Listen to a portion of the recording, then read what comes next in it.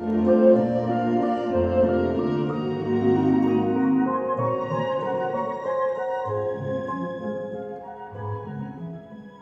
good morning, y'all. I bet you didn't know who this was. You thought it was in Julia Childs' kitchen. Well, I felt like hearing the theme from, that's one of my favorite movies, Julia and Julia, where the girl has set out to make all of Julia Childs' recipes from her cookbook, and y'all need to watch that movie if you have not seen it. But today, I got to thinking, I want to make some, they're called brown butter cookies. But the way my grandmother did it, it's like it says, you have to use brown butter. Now, that's just, like we rendered down the bacon, that's just browning your butter, and it kind of gives the butter a totally different flavor. And I thought the only way I really know, I mean, you can do it with regular butter. I thought, I've got this jug of cream. Of course, it's a country grocery store. The whipping cream, I bought a half a gallon. I don't know why they had such big quantity, but I bought a half a gallon for a few dollars. And I thought, well, I'm going to buy that, and then I'll just use it for whipping cream. I'm not going to use it as whipping cream. I don't have any use right now for whipping cream. So I thought, well, what could I do to use that up? I could make cream sauces, but you can't freeze cream sauces. They curdle, they go bad. And then I saw my grandmother's buttermilk. Now this was my great-grandmother's, I'm pretty sure. May come on the wagon. I don't know. But as a child, I thought this was a very interesting thing. They'd pack that with butter and put it out on the servants would put it out on the table, and that's where you got your butter from. So I saw that at grandmother's. It came from my grandmother, but it's probably my great-grandmother. So what I decided I would do is I would take my cream and set it out so it can get room temperature. See, that's, I don't know if they're used to it. See, that's just heavy, you'd let that sour. It's not soured yet. Let me take it. It's just a thick cream that comes off the cow's milk. So, and it'll be in the bowl. So we're going to put that, we got our big professional mixer out today. Can y'all believe that? My KitchenAid. Because I wanted to do this. So I'm going to put my, let's see, that's kind of separated some. And that's just good sweet cream. Nothing like it. There's no sugar, nothing in it. Okay, what we'll do is I'll put this with my paddle attachment up. Put my cream into my bowl. Make sure I've got my paddle on. And then I'm going to turn this on to about medium. And just let it. That probably will not splash right there. And then we'll be back. Okay, I went ahead and put my splash guard on there. But you can see that it's starting to get thicker as it goes. Now we can turn that on up.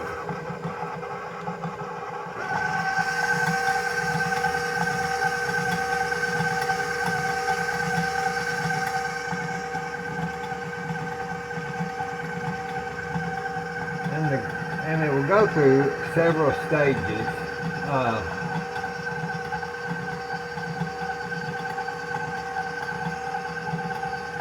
It'll first become like a fluffy whipping cream, and then it'll make those peaks, you know, when you whip your whipped cream.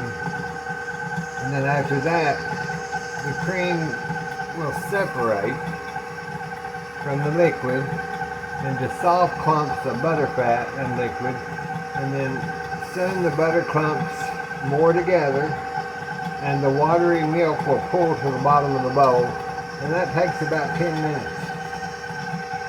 Now we'll do this, and then you'll pour that liquid off, and that's your buttermilk. That's not like the buttermilk that you get today in the store.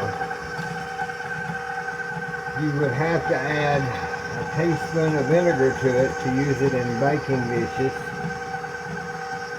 because it won't be cultured like the buttermilk. It's good to drink, it's good to cook with, and it has no culture impurities if your stomach is... some people cannot drink buttermilk because of the culture. It makes them sick, makes them itch. So, we'll talk more about that. Let me get this done. You'll see, now see how that's pumping up and making a frothy whipped cream? Okay. That'll just keep continuing there. And that'll start to break down and make the butter. It's already breaking down right now. Let me cut it down just a minute. See how that butter's pumping together down in that liquid? Messy mess.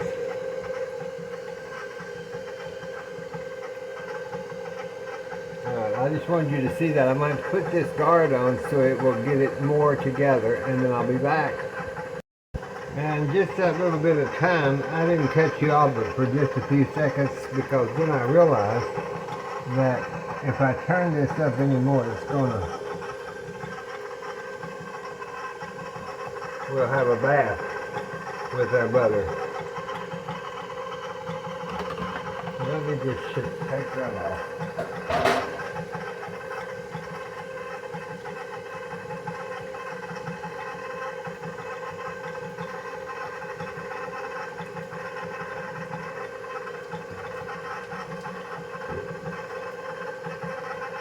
Okay, now what we'll do, you see that? You see the butter down there. Look, butter, y'all. You ever made butter? Okay, let me pull this down. So see there? There's butter down there. There's butter in there, y'all. Look at her. Okay, look at that butter. Yeah. What you want to do is just not make too big a mess that I usually do. That's alright, because I've got my bowl here, see. Now, what I'm going to do is I'm going to get this liquid, which is buttered milk.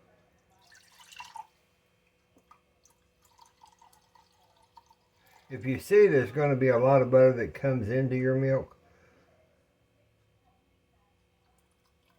But that didn't. There was one clump, I think. See that butter?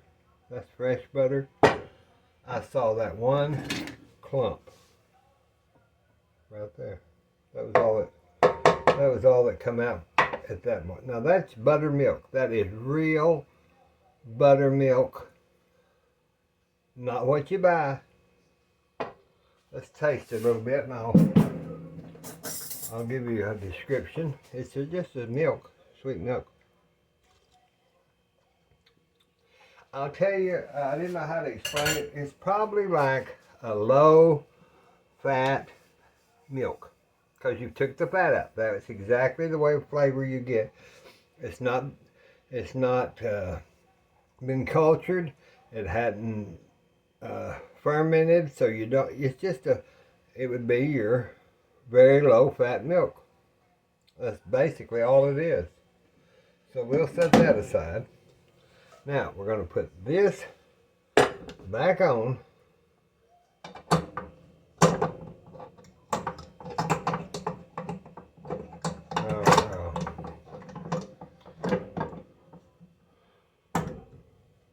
Take our paddle, put it back on, because you're going to whip some more to try to get that, to get as much.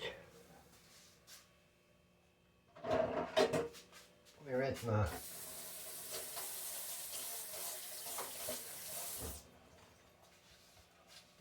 my guard off.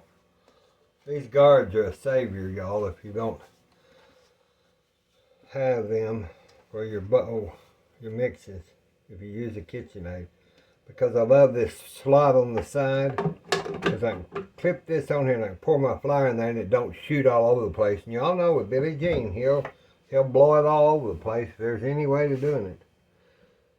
Okay, so we got our guard on, got that. Okay, here we go. You just want to whip that.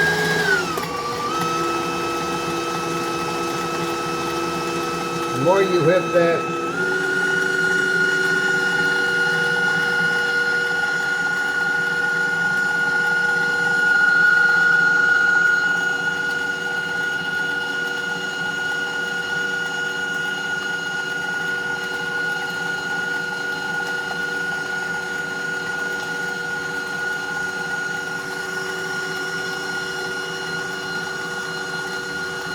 trying to get as much liquid out of that as possible.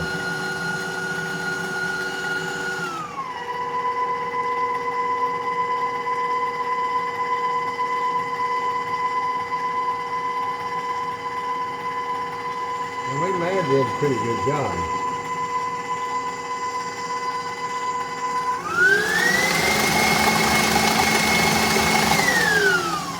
I'm going to do that one last whip. And just see, that's some beautiful, beautiful butter. Get this off. Okay.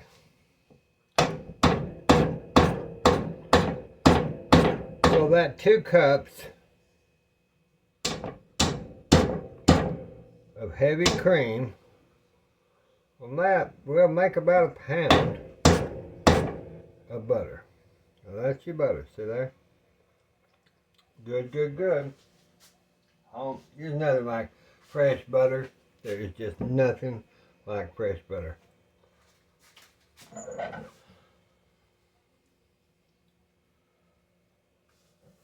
Let me get a rubber spatula and see, scrape this down, because you want to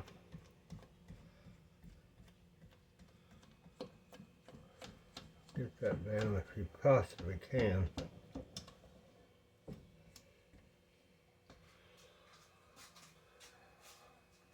Let me find my other spot, be right back. Okay, I got some ice cold water and I'm just going to put that in my butter. Now this is called washing your butter. And you need to squeeze this butter up against the side of your, see how it doesn't mix with the water. So you're washing that butter to get all that. This keeps it from spoiling. That's easy. So you want to wash your butter, see. I know it sounds crazy, but it works. Get all your butter off of that. This would be a good thing. You know, I'm always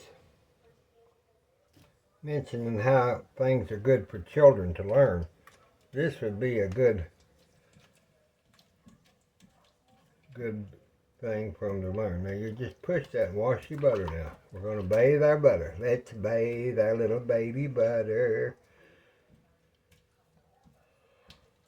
See, that don't look like it's getting too dirty, the water, but it does some. It'll get cloudy.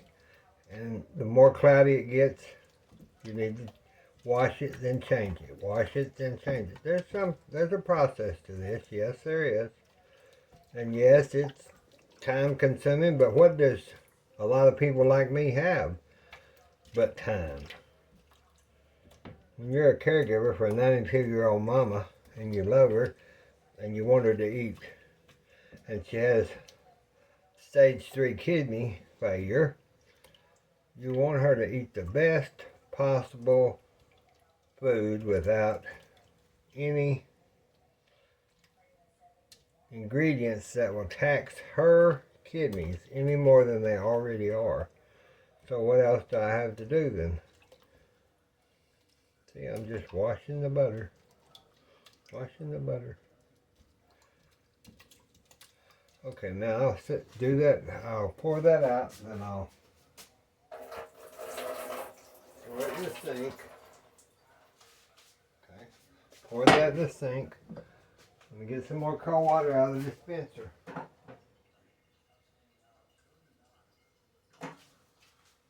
We want ice cold water there. We'll wash it one more time. We'll wash it one more time. And see, you want to push that against the side of your bowl to wash your butter. You want to keep pushing that. Pull that down.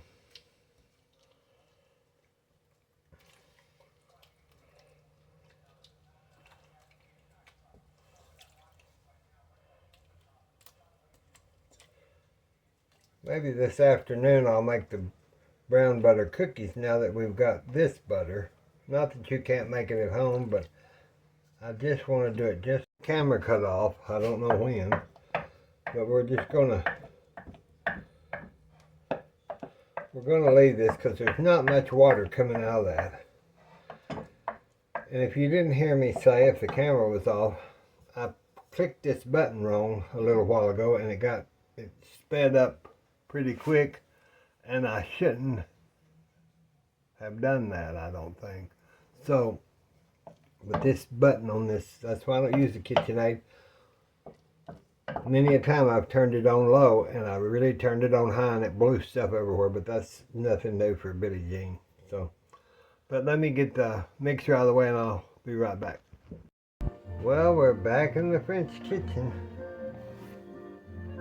I've got my little individual plastic mold, and what we're going to do is to save our butter. But before we use this, I've got to add, what do you expect? Be right back.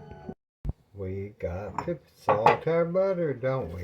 Look, I'm going to use Himalayan pink sea salt. Just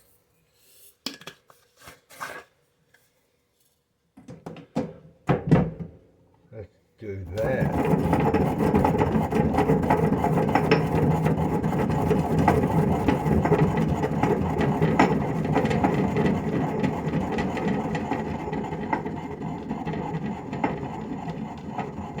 Just full, so the camera cut off. I'll hurry up and explain this to you.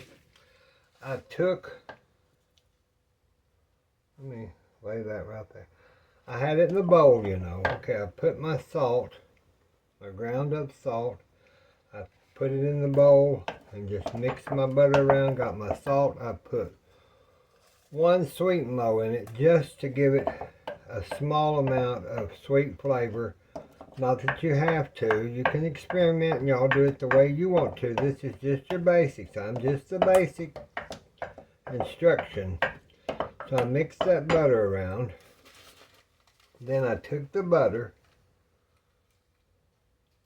Let's act like we had a bowl of butter. Betty had a bowl of butter here. And I took my square molds and I just layered my butter into each one. And then I said, I'm going to use this for my brown butter cookies later, but this here I'm going to put into the freezer. And I said, the best thing you can do is I'll use this because I have my challenge butter, but I wanted to show y'all how to make the butter that I made during the pandemic when we didn't have any. And I thought if you ever get to where you need some butter and you don't have it, but you've got, I mean, you can do this from milk. It takes a little bit longer, but it can be done. So now we've got that cleaned up pretty good. Now, I could get my cake spatula and sit there and I'll just plop this down a few times. You see how that evens it out?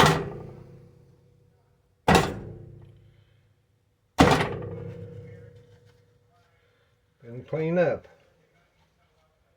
Now that plop that down, and that's got that pretty well. Let's get it up here and do it one more time.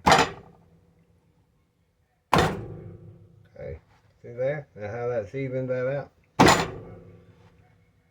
One little area right where I put that last.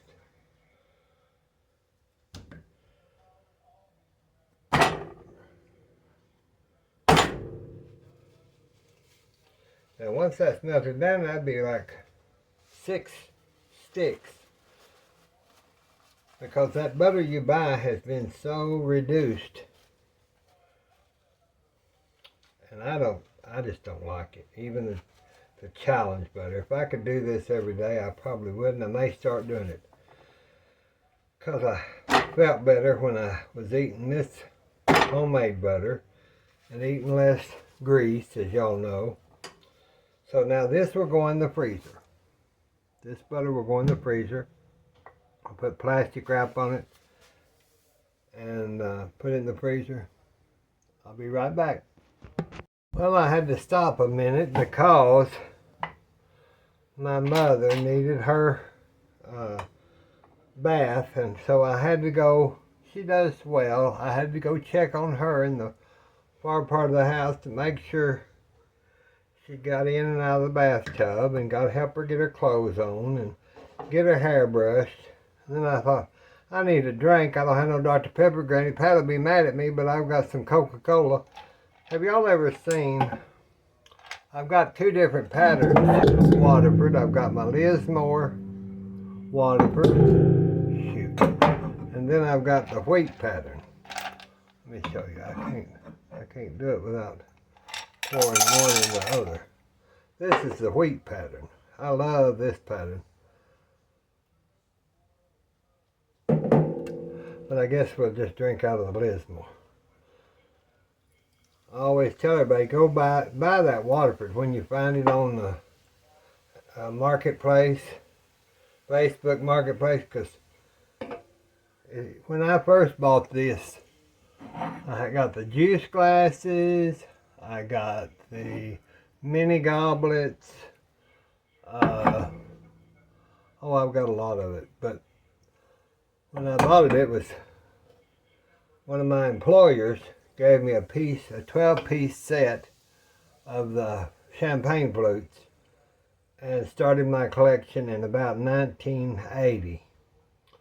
And from there, I try to go to sales at Dillard's or Neiman's. In Texas, it'd be Neiman Marcus.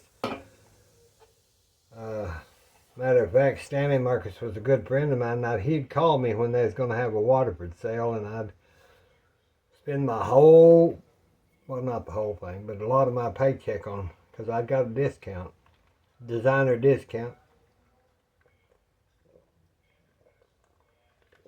But it makes your, see, that's when you can tell it's a good drink. If you're going to drink a soft drink, it's got to take your breath away. And it does, especially in, keep that ice in there. Waterford and Steuben and Lalique keep your drinks so cold. I guess it's because it's got probably something in the glass. But I had to have a drink, y'all. I couldn't continue. Okay, we're going to put this in the freezer like I told you.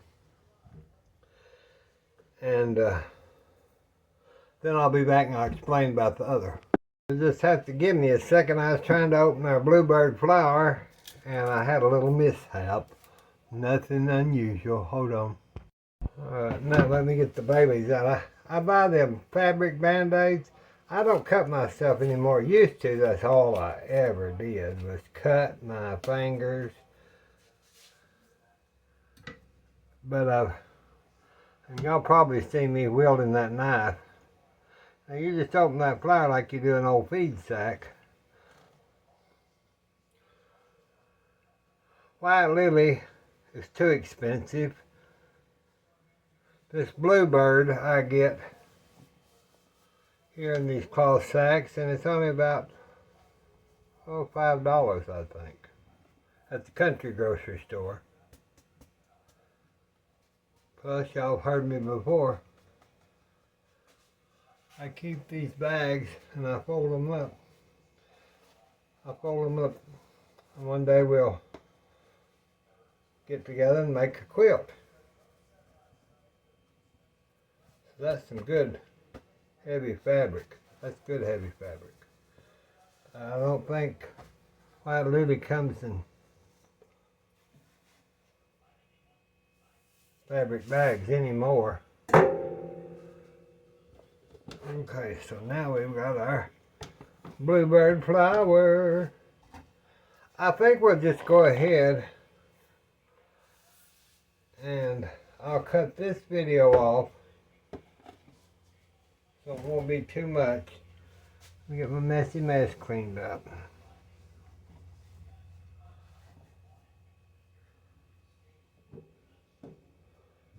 I wanted to make my brown cookies. But let me finish about this. Okay, got our butter. This is our buttermilk. Now, to use this milk that you've taken off of your butter, it's not like milk at the store, buttermilk at the store.